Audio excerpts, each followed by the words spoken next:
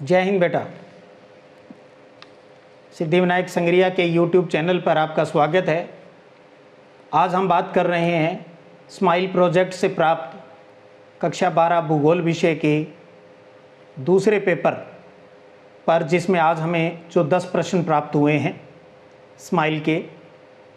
आपको प्रत्येक प्रश्न है यहाँ स्क्रीन पर दिख जाएगा।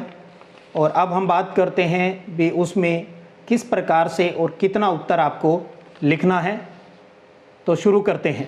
पहला प्रश्न आपकी स्क्रीन पर, साक्षरता का महत्व बताइए। प्रश्न है साक्षरता का महत्व बताइए। अब हमें इसका उत्तर लिखना है, तो आप उत्तर में लिख सकते हैं भी साक्षरता जनसंख्या की एक गुणात्मक विशेषता है।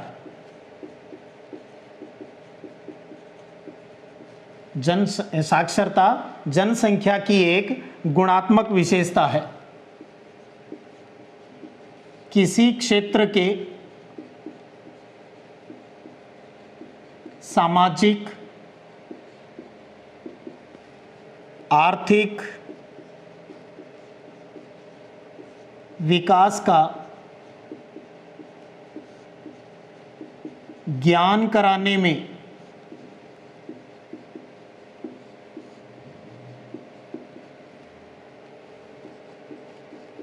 साक्षरता का सर्वाधिक महत्व है। यह है पहले प्रश्न का आंसर। आप इस तरीके से लिख सकते हो। आप पहली लाइन लिखना चाहें तो लिख सकते हो, वरना इसको भी आप छोड़ सकते हो क्योंकि 1 नंबर का प्रश्न है। तो साक्षरता जनसंख्या की एक गुणात्मक विशेषता है। किसी क्षेत्र के यानी प्रदेश या देश के किसी क्षेत्र के सामाजिक आर्थिक विकास का ज्ञान कराने में साक्षरता का सर्वाधिक महत्व है। तो यही हमसे पूछा है। अब है दूसरा प्रश्न, आप स्क्रीन पर देख पा रहे हैं। किस नस्ल की गोवंश को राजस्थान की कामधेनु कहा जाता है? तो इस प्रश्न का आप उत्तर लिखेंगे। वो गाय की नस्ल है राठी नस्ल। तो आप लिखेंगे राठी नस्ल। इसका उत्तर राठी नस्ल की गोवंश को, आप पूरी लाइन लिखेंगे, राठी नस्ल की गोवंश को राजस्थान की कामधेनु कहा जाता है। ये इसका सटीक आंसर, ठीक है, क्योंकि दूध सबसे ज़्यादा देती है। और ये आपको ये भी जानकारी होगी, ये लाल सिंधी और साहिवाल के संकर से प्राप्त हुई है, जो हमारे गंगानगर, बीकानेर, जैसलमेर और चूरू में सबसे ज़्यादा मिलती है ये। तीसरा प्रश्न है बेटा आपका, आप स्क्रीन पर देख पा रहे हैं। तीसरा प्रश्न, 12 जिले का लिसाड़ी गांव, 12 जिले का लिसाड़ी गांव किस प्रतिरूप का उदाहरण है? यानी ये ग्रामीण अधिवास वाला जो आपका छठा पाठ है, वहां से ये प्रश्न लिया गया है। तो इसका उत्तर होगा अनियमित प्रतिरूप। अनियमित प्रतिरूप यानी पैटर्न। तो ये है इसका आंसर। तो 12 जिले का लिसाड़ी गांव अनियमित प्रतिरूप का उदाहरण है। इसमें क्या होता है, बिना किसी योजना के मकान बना लिए जाते हैं, गलियां सड़कें वो बाद में बनती है इसके अंतर्गत, ठीक है। तो ये था आपका तीसरा प्रश्न। बेटा अब देख रहे हैं आप स्क्रीन पर चौथा प्रश्न, पंचम व्यवसाय के 2 उदाहरण दीजिए। तो मैं यहाँ थोड़ा सा इसको आपको यहाँ तो सिर्फ, क्योंकि 1 नंबर का प्रश्न है ये, सिर्फ नाम देने हैं, लेकिन मैं चाह रहा हूँ आपको थोड़ा सा इसके बारे में बता भी दूँ। तो उसी हिसाब से मैंने उत्तर लिखा है भी पंचम व्यवसाय में कौन शामिल है। पंचम व्यवसाय में सार्वजनिक यानी सरकारी, सार्वजनिक और निजी उद्योगों में या कंपनियों में उच्च स्तरीय निर्णय, हाई लेवल के डिसीजन लेने वाले हैं, वो शामिल होते हैं सारे। आप लिखना चाहें तो इस लाइन को भी बढ़िया तरीके से लिख सकते हो, वरना आप सिर्फ 2 नाम लिख दें, जो यहाँ मैंने 6 नाम लिखे हैं, तब भी आपको पूरे नंबर मिलेंगे। तो पंचम व्यवसाय में सरकारी और निजी उद्योगों या कंपनियों में उच्च स्तरीय निर्णय लेने वाले शामिल होते हैं, जैसे सरकार यानी गवर्नमेंट खुद, प्रबंधक मैनेजमेंट करने वाले, प्रशासक, चौथा है शोधकर्ता यानी रिसर्च यानी अनुसंधान करने वाले, पांचवा लिखा है कानूनी सलाह देने वाले, कानूनी सलाहकार, और छठा है वित्त पैसों के बारे में बताने वाले वित्तीय सलाहकार। तो आपके इस प्रश्न में 2 ही पूछे हैं, तो आप इन 6 में से कोई भी 2, सरकार, प्रबंधक, प्रशासक, शोधकर्ता, कानूनी सलाहकार और वित्तीय सलाहकार में से कोई 2 इस प्रश्न के आंसर के रूप में लिख सकते हैं। लेकिन आपको क्योंकि फाइनल परीक्षा में किस तरीके से आएंगे, तो इसलिए मैं चाहता हूं आप थोड़ा सा ब्रॉड इसकी तैयारी करते रहें। अगला प्रश्न आप 2 नंबर के लिए है, स्क्रीन पर देख पा रहे हैं। उद्योगों की अवस्थिति को प्रभावित करने वाले कारकों के नाम लिखिए। यहाँ केवल नाम पूछ रहा है, विस्तृत वर्णन है वो नहीं पूछ रहा। तो अपने बात करते हैं। आपको पता होना चाहिए भी उद्योगों की स्थापना किन स्थानों पर होती है। उद्योगों की स्थापना केवल उन्हीं स्थानों पर हो सकती है जिनके विकास के लिए जो जरूरी भौगोलिक सुविधाएं हैं वो जहां आसानी से मिल जाए। तो इस आधार पर उद्योगों की अवस्थिति को प्रभावित करने वाले कारकों के नाम, तो यहाँ मैंने कुछ कारक लिखे हैं 10 के आसपास। जैसे पहला कच्चा माल, तो आप कारकों में कच्चा माल यानी अगर उद्योग हम कहाँ लगाएंगे, जहाँ हमें कच्चा माल है वो सस्ता और पर्याप्त मात्रा में मिलेगा वहाँ हम लगाएंगे। दूसरा कारक है शक्ति के साधन, यानी कोयला है, पेट्रोल है, यानी लाइट है, जो हमारे उस उद्योग को चलाने में जिनकी ज़रूरत पड़ती है मशीनों की, उन मशीनों को चलाने के लिए, तो शक्ति के साधन हो गए। तीसरा है परिवहन व संचार के साधन, यानी कच्चे माल को लाना है और बने हुए माल को बाजार तक पहुंचाना है, इसके लिए हमें अच्छी परिवहन और संचार के साधनों की ज़रूरत पड़ती है। चौथा है बाजार, बने हुए माल को बेचने के लिए हमें बाजार की भी ज़रूरत पड़ती है। पांचवा है काम करने के लिए उद्योगों में कुशल श्रमिक, यानी उस काम के जो जानकार हैं वो होने चाहिए।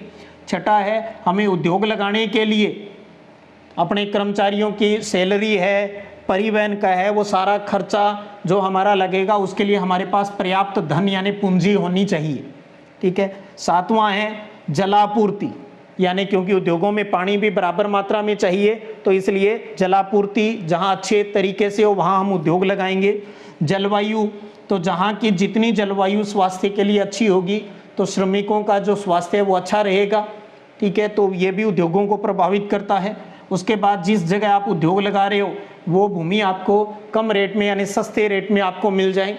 और उद्योगों के लिए सरकार की किस प्रकार की पॉलिसीज है, नीतियां हैं, ये सारी चीज़ें। और भी आप इसके अंतर्गत लिख सकते हो भी उच्च तकनीक का आपको ज्ञान होना चाहिए। आपको कभी पैसों की ज़रूरत है तो बीमा और बैंकिंग की सुविधा भी होनी चाहिए, तो बीमा और बैंक की जो सुविधा है वो हो। तो इस प्रकार हमने ये 12-13 पॉइंटों पर बात की है। आप इनमें से, क्योंकि 2 नंबर का प्रश्न है और नाम पूछे हैं उसने, तो कम से कम मैं आपको सलाह दूंगा 8 नाम अवश्य लिखें, 8 पॉइंट, जैसे कच्चा माल, शक्ति के साधन, परिवहन व संचार के साधन, बाजार, कुशल श्रमिक, पूंजी, जलापूर्ति, जलवायु या सस्ती भूमि, सरकारी नीतियां, उच्च तकनीकी, बीमा और बैंक की सुविधा। इनमें से कोई 8 लिखें।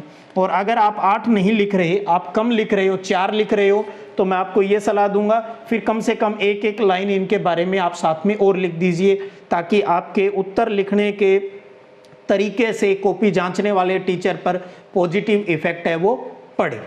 ठीक है, तो ये थे 5वां प्रश्न। आगे बढ़ते हैं बेटा, आप बात कर रहे हैं 6ठे प्रश्न पर। आप स्क्रीन पर देख पा रहे हैं ओपेक क्या है और ओपेक का पूरा नाम लिखिए। तो बात करते हैं पहले, तो आपको ओपेक क्या है उसके लिए आप पहले लिखना है ओपेक क्या है। उसके बाद में मैंने यहाँ 3 तथ्य लिखे हैं, आपको तीनों बात या कम से कम 2 आप जरूर लिखें। ठीक है। पेट्रोलियम निर्यातक देश, यानी वो देश जो पेट्रोल का, डीजल का निर्यात करते हैं, तो पेट्रोलियम निर्यातक देशों का एक अंतर्राष्ट्रीय संगठन है। तो पहली बात इसमें आप क्या लिखोगे, भी ओपेक क्या है? यह पेट्रोलियम निर्यातक देशों का एक अंतरराष्ट्रीय संगठन है। इसका जो मुख्यालय हेडक्वार्टर है वो वियना में है, और वियना किस देश में है? ऑस्ट्रिया। ऑस्ट्रिया, गलती से ऑस्ट्रेलिया मत लिख दीजिएगा, ऑस्ट्रिया, ठीक है। तो ओपेक का मुख्यालय है वो वियना में है, और इसकी स्थापना का उद्देश्य, इसका उद्देश्य है सदस्य देश जो इस ओपेक के सदस्य, वर्तमान में आई थिंक 14 देश है इसके सदस्य, तो सदस्य देशों के बीच पेट्रोलियम नीतियों को समन्वित और एकजुट करना। तो कुल मिला के जो उसके सदस्य देश है उनके पास जो उनकी जितनी भी अपनी अपनी जो पॉलिसियां हैं उन सबको एक जगह इकट्ठा करके इस तरीके से एक नई पॉलिसी तैयार करना जिससे पेट्रोलियम का उत्पादन करने वाले देशों को है वो अच्छी कीमत है वो मिल सके, एक स्थिर कीमत और एक निश्चित कीमत उनको मिल सके। तो आप इतनी बात लिख सकते हो, ओपेक में भी ये पेट्रोलियम निर्यातक देशों का एक अंतर्राष्ट्रीय संगठन है, इसका मुख्यालय वियना में है, इसका उद्देश्य सदस्य देशों के बीच पेट्रोलियम नीतियों को समन्वित और एकजुट करना है, ठीक है। उसके बाद इस प्रश्न में आपसे पूछा है ओपेक का पूरा नाम, ओपेक यानी OPEC का पूरा नाम। तो O का मतलब है ऑर्गेनाइजेशन, P का मतलब पेट्रोलियम, और पूरा वाक्य करने के लिए of organization of petroleum, E का मतलब एक्सपोर्टिंग, और C का मतलब है countries. Organization of petroleum exporting countries, आप इसको जरूर एक दो बार लिख के देख लीजिएगा। Organization of petroleum exporting countries यानी पेट्रोलियम निर्यातक देशों का संगठन, ठीक है। आगे बढ़ते हैं। 7वां प्रश्न आप स्क्रीन पर देख पा रहे हो, ओजोन परत को बचाने के लिए कोई 2 सुझाव दीजिए। 12वें पाठ से लिया गया है, तो बात करते हैं। तो पहले आप क्या लिखोगे प्रश्न में? ओजोन परत को बचाने के लिए 2 सुझाव। हेडिंग बनाएंगे, उसको अंडरलाइन करेंगे। मैंने यहाँ 3 लिखी है, आप इनमें से कोई 2 या जो और आपको अच्छा लगे उनमें से। जैसे पहला, एक तो ध्यान रखिए ओजोन परत क्या है? ओजोन परत यानी O3 सूर्य से आने वाली हानिकारक पराबैंगनी किरणों से हमारी रक्षा करती है, लेकिन पोल्यूशन के कारण ग्रीन हाउस इसमें क्लोरोफ्लोरोकार्बन के कारण जो हमारे एसी फ्रीज में यूज होती है उसके कारण इस परत की मोटाई कम होती जा रही है, जिसके कारण ओजोन परत है वो पृथ्वी पर पहुंच रही है और कैंसर जैसी भयानक बीमारी हमें दे रही है। तो इससे निजात पाने के लिए, क्लोरोफ्लोरोकार्बन के उत्सर्जन को कम करने के लिए मॉन्ट्रियल के अंतर्गत एक समझौता हुआ 16 सितंबर 1987 को, जिसका ये पहला प्रश्न तो अपने आप में ये भी बन जाता है अगर कभी आए तो, भी मॉन्ट्रियल समझौता या मॉन्ट्रियल प्रोटोकॉल का संबंध किस से है? तो ओजोन परत की सुरक्षा के संबंध में ये समझौता प्रोटोकॉल हुआ 16 सितंबर को। इसलिए हम अंतर्राष्ट्रीय ओजोन परत दिवस भी कब मनाते हैं? इसी 16 सितंबर को मनाते हैं, ठीक है। तो हम अपने सुझाव में ये बात लिख सकते हैं भी पहला सुझाव है भी मॉन्ट्रियल समझौता, आप लिखना चाहे तो ब्रैकेट में ये लिख सकते हो भी ये कब हुआ? 16 सितंबर 1987 को कड़ाई से लागू करना चाहिए, यानी इस समझौते में जो बातें की है उन्हें हार्ड तरीके से लागू करनी चाहिए। ये सुझाव आप दे सकते हो। दूसरा है ओजोन परत को नुकसान पहुंचाने वाली जो गैसें हैं जैसे CFC क्लोरोफ्लोरोकार्बन या जिसे फ्रियोन कहते हैं के उपयोग पर रोक लगानी चाहिए भी। हमें एसी और फ्रीज में ये इस्तेमाल नहीं करके, जबकि देशों को क्या चाहिए? इसके स्थान पर कोई उसका सब्स्टिट्यूट ढूंढे, ठीक है। तीसरा आप लिख सकते हो भी जनता को अवेयर करना चाहिए इसके लिए, तो जनता को जागरूक करने के लिए कार्यक्रमों, सेमिनारों, दिवसों जैसे अंतर्राष्ट्रीय ओजोन परत दिवस मनाते हैं का आयोजन है वो करना चाहिए, ठीक है। तो इन 3 में से आप कोई 2 सुझाव इस प्रश्न में लिख सकते हो। पहला है मॉन्ट्रियल समझौते को कड़ाई से लागू करना चाहिए, दूसरा है ओजोन परत को नुकसान पहुंचाने वाली गैसों के उपयोग पर रोक लगानी चाहिए, तीसरा है जनता को जागरूक करने के लिए कार्यक्रमों, सेमिनारों, दिवसों का, संगोष्ठियों का है वो आयोजन है वो करना चाहिए। तो इनमें से आप कोई भी 3 में से 2 लिख सकते हैं। इसके बाद बेटा आगे बढ़ते हैं। 8वां प्रश्न आप स्क्रीन पर देख पा रहे हो, एस्किमो जनजाति का है। एस्किमो जनजाति की सामाजिक व्यवस्था को समझाइए। तो पहले आप हेडिंग बनाओगे यहाँ एस्किमो जनजाति की सामाजिक व्यवस्था, और उसके अंतर्गत आप अपनी बात लिखोगे। ये दूसरे पार्ट से लिया गया प्रश्न है। मैंने यहाँ पर उनकी 6 महत्वपूर्ण जो बातें हैं वो सारी लिखी हैं। नंबर 1, आप ऐसे पॉइंट बनाकर भी लिख सकते हो, अच्छा लगेगा। घर का मुखिया पिता होता है। एस्किमो जनजाति का भी घर का जो मुखिया है वो पिता होता है। या आप इसकी जगह ये लिख सकते हो भी पितृवंशीय समाज है। इसका मतलब यही है भी घर का मुखिया पिता होता है। दोनों ही लिख सकते हो, ब्रैकेट में आप लिख पितृवंशीय या पितृसत्तात्मक आप लिख सकते हो। तो घर का मुखिया पिता होता है। दूसरा, बहुपत्नी प्रथा, यानी एक से ज्यादा है वो लुगाई ये रख सकते हैं। बहुपत्नी प्रथा का प्रचलन है। तीसरा है, इनकी भाषा एल्यूट है। तो एस्किमो जनजाति की जो भाषा है उस भाषा का नाम है एल्यूट है। चौथा आप लिख सकते हो, ये जादू टोनों में विश्वास रखते हैं, यानी अंधविश्वासी हैं। ये जादू टोनों में विश्वास रखते हैं। पांचवा है, गर्मियों में ये सामूहिक उत्सव और समारोह मनाते हैं। गर्मियों में एक तरीके से छुट्टियों का आनंद लेते हैं भी, तो गर्मियों में सामूहिक उत्सव और समारोह इकट्ठे मनाते हैं ये। और छठा, जब गर्मी बहुत ज़्यादा होती है तो अधिक सर्दी हो और भोजन की भी जब कमी हो जाती है तब क्या करते हैं, जो वृद्ध लोग हैं या जो अशक्त है, जो किसी दूसरे पर डिपेंड है, ऐसे लोग सुसाइड कर लेते हैं। तो अंतिम पॉइंट है, अधिक सर्दी में जब भोजन की कमी हो जाती है तो बूढ़े व्यक्ति आत्महत्या कर लेते हैं। तो ये आपके 8वें प्रश्न का उत्तर रहा। आगे बढ़ते हैं। 9वां प्रश्न आप स्क्रीन पर देख पा रहे हैं। प्रश्न है, जीवन निर्वाहन कृषि की विशेषताओं का वर्णन कीजिए। जीवन निर्वाहन कृषि की विशेषताओं का वर्णन कीजिए। बेटा आपको याद है पहले वाला जो पेपर था स्माइल का, उसके अंतर्गत आया था, हमारे प्रश्न था स्थानांतरित कृषि की विशेषताएं। तो जीवन निर्वाहन कृषि में भी आपको लगभग कुछ चीजें तो वही आ जाएगी। ठीक है, आपको मैं पहले तो इसका ये बता दूं, ये आपको देखना है, ये जो आपका 8वां पाठ है, 8वां जो चैप्टर है प्राथमिक व्यवसाय में जो कृषि आपके दे रखा है, उसके अंतर्गत मेरे पास जो बुक है उसमें 68 नंबर पेज पर है, क्योंकि बाद में नया एडिशन भी आ गया तो एक आधा पेज आगे पीछे हो सकता है। तो मैं आपको बताऊं, जीवन निर्वाहन कृषि, जीवन निर्वाहन कृषि आपके 8वें पाठ से लिया गया है और स्पष्टतः टॉपिक है जीवन निर्वाहन कृषि। तो आप जो बच्चे वो अपने उत्तर को थोड़ा इफेक्टिव करना चाहते हैं तो वो पहले आप इसकी परिभाषा भी दे सकते हो। उसके बाद में आपके 9 पॉइंट यहाँ दिए हुए हैं विशेषताओं के। परिभाषा क्या बन सकती है, तीसरी लाइन से आप स्टार्टिंग में ऐसे लिख सकते हो, जब कृषि, उसकी भोजन शब्द लिखा हुआ है वहां पर, जब कृषि भोजन की आवश्यकताओं के साथ साथ अन्य आवश्यकताओं की भी पूर्ति करने लगे तो कृषि का यह प्रकार जीवन निर्वाहन कृषि कहलाता है। यानी भोजन की आवश्यकताओं के साथ साथ अन्य आवश्यकताओं की भी पूर्ति करने लगे तो कृषि का वो प्रकार जीवन निर्वाहन कृषि कहलाता है। मैं चाहूंगा आप ये पहले परिभाषा लिखें, उत्तर अच्छा लगेगा, और उसके बाद आप हेडिंग बनाए जीवन निर्वाहन कृषि की विशेषताएं। उसके बाद आपको विशेषताएं दे रखी है भी, ये कृषि का स्थायी रूप है और अनुकूल प्राकृतिक परिस्थितियों वाले क्षेत्रों में ये की जाती है।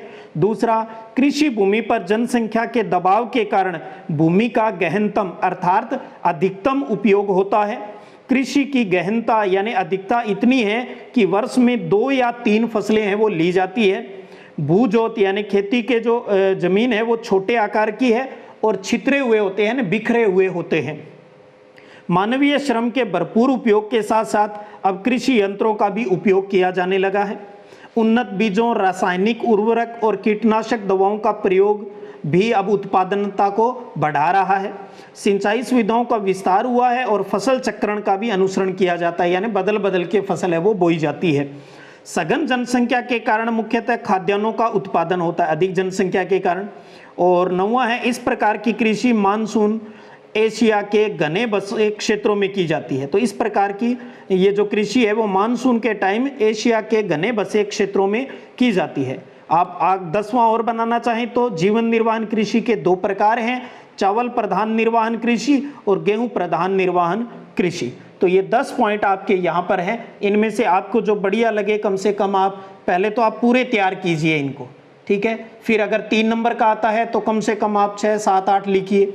4 नंबर का आता है तो कम से कम 8 विशेषताएं आपको ऐसी लिखनी है, 2 नंबर का आता है तो 4 विशेषताएं आपको लिखनी है। तो ये अपने आप में बहुत अच्छा प्रश्न है। अब आगे बढ़ते हैं, 10वां प्रश्न, और आज का लास्ट प्रश्न है 10वां। आप स्क्रीन पर देखिएगा, भारत में सीमेंट उद्योग के विकास, वितरण एवं समस्याओं का वर्णन कीजिए। भारत में सीमेंट उद्योग के 3 चीजें इसने पूछी है, बड़ा प्रश्न है यानी 4 नंबर में आएगा, विकास, वितरण और समस्याओं पर। तो देखिएगा आपका ये जो प्रश्न है ये 19वें पार्ट से लिया गया है। 19वें पार्ट में आप देखेंगे लगभग 7-8 पेज छोड़कर 7-8 पेज छोड़कर आप देखेंगे टॉपिक दिया हुआ है आपका सीमेंट उद्योग। ठीक है, अब बेटा आप इसमें देखिएगा, मैं उम्मीद करूँ आपके पास बुक है, आप उसमें थोड़ा सा, क्योंकि वरना वीडियो बहुत लंबा हो जाएगा, लेकिन कितना उत्तर लिखना है मैं आपको बता रहा हूँ। पहला है ना, इसमें भारत में सीमेंट उद्योग के विकास का लिखना है। तो आपको क्या करना है, मेरे पास जो बुक है उसमें 221 नंबर पेज पर है सीमेंट उद्योग। तो आपको जो दूसरा पेरा है वहां से आपको एक लाइन तो वो लिखनी है कि भारत में पहली बार सीमेंट बनाने का प्रयास 1904 में मद्रास में समुद्री सीपियों से किया गया जो सफल नहीं, उसका डेवलपमेंट बताना है तो वहां से स्टार्ट करोगे, एक लाइन ये लिखोगे। दूसरी आप ये लिख सकते हो आगे वाली, क्या 1912-13 में कटनी यानी मध्य प्रदेश और लाखेरी राजस्थान में क्लिक निक्सन कंपनी द्वारा, और पोरबंदर गुजरात में 1914 में इसका जो उत्पादन है वो प्रारंभ हुआ। तो यानी 12-13 में इन 3 जगह पर स्थापना हो गई और 14 में यहाँ उत्पादन शुरू हो गया। ये बात भी आप विकास में आप लिखेंगे। उसके अलावा आप क्या लिखेंगे, उसके बाद अगले पेज पर जो पंचवर्षीय वाली बात है दूसरा पेरे में 1947 में देश आज़ाद हुआ, वो बात आप लिख सकते हो भी। 1947 तक देश में सीमेंट के 23 ही कारखाने थे, जो विभाजन के बाद 5 पाकिस्तान में चले गए, हमारे देश में 18 रह गए। ठीक है, 1951 तक 21 कारखाने थे और प्रथम पंचवर्षीय योजना में 6 नए कारखाने खोले गए हैं। ठीक है, ये बात। और आगे एक लाइन आप लिख दीजिएगा भी, अब हम दिनों दिन इसमें संयंत्रों की संख्या है वो बढ़ती जा रही है, या कोई भी उनमें से आप ये लास्ट वाली लाइन लिख सकते हो भी, वर्तमान में लगभग 350 से अधिक छोटे और बड़े संयंत्र है वो सीमेंट के स्थापित हो चुके हैं।